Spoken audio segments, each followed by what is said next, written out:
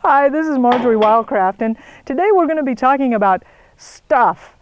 As you start becoming a prepper, or if you're starting to becoming interested in living sustainably, and actually the two have so much in common, I'm not sure what the difference is, but you start looking at things differently and realizing how valuable almost everything is. For example, this board right here, there's a lot of energy in this board. Somebody cut this tree down, they milled this tree, and then they've shaped it into this very useful shape and size. And this board has got a lot of, it's very useful piece of material. And after a while, you start wanting to accumulate this stuff and save this stuff because you realize how valuable it is. And then after a while, you end up with a big pile of what you might call junk, like this. Well, you know, it is and it isn't, and sometimes it's a little bit hard to know what to throw away and how to handle all of it. We don't call it a junk pile, we call it a resource pile. And I don't know if you saw that wonderful article that Anita sent in where she had a whole bunch of old clothes that she used to call her crappy clothes pile, but now she calls it her cha-ching pile because she's finding it so valuable. She's making sweaters for her goats that helped them get through last winter and all kinds of different things.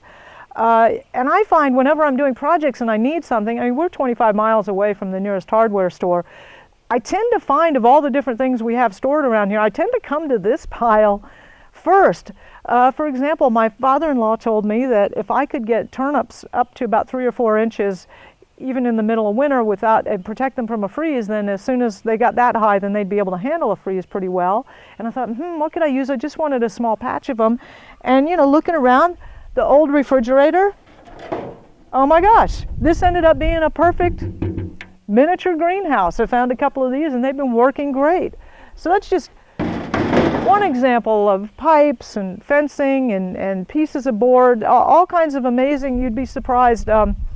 These old lawnmowers, we've been scavenging from these things for years. I'm just about to make some sandals out of the tires. We've used the spark plugs and wires and different hardware from it. I guess now it really is deteriorating enough. It's going to be time to take it to the scrap heap. Also, the way we manage, this is totally unsightly. The way we manage it, I've got a map here of the farm, and this resource pile is on the back side of the barn, which is away from the house. So none of this stuff is really visible to the road or really visible to anybody unless you're coming back around here to find it. So that's one thing, to try and keep your space looking pretty nice.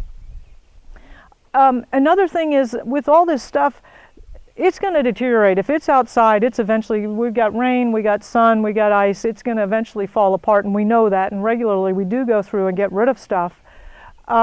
There's different levels of storage. Some things, here, for example, here's a whole pile of irrigation supplies. We just basically store them out of the sun, and I've just got them wadded up under a tree here. That's one level of storage. For a while we had one of these carports that you can buy, really inexpensive ones that you can buy from one of the big box stores. As you can see, this is going on, it lasted about 9 or 10 years, and now it's completely fallen apart, and we're going to either re-roof that thing or completely dismantle it and take it away. But another level of storage is just protecting things from the sun, which helps a lot, especially if you have plastics.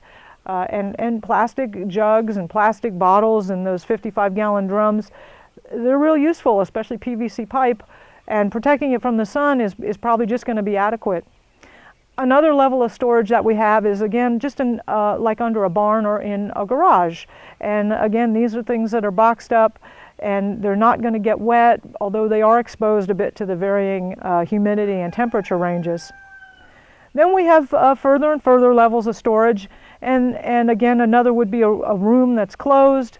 It's not temperature controlled, but it does have another level of tightness. And then finally, all the way up to a small house we have that is temperature controlled and sealed from rodents and insects and other things, and that's where we're putting, it's a smaller room, and it's where we keep the more precious things like the backup food supplies or the musical instruments or precious things like that.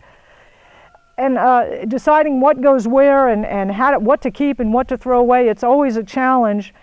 And usually what it really has to do is with what kind of storage requirement is it going to need. Anyway, it's always a dilemma, and it tends to, I've never been a pack rat, but it tends, this lifestyle does tend to having you realize how valuable things. I thought I would just show you some of the different ways that we do storage. And oh my God, this place is a mess. I know we're going to be inviting y'all to come out. We're going to have an open farm day soon. I'm showing you this now. By the time you get here, we're going to clean it up.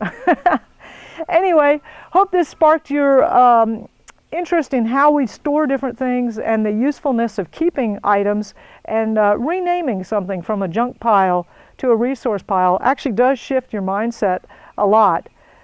This is Marjory Wildcraft, and we'll talk to you on another video.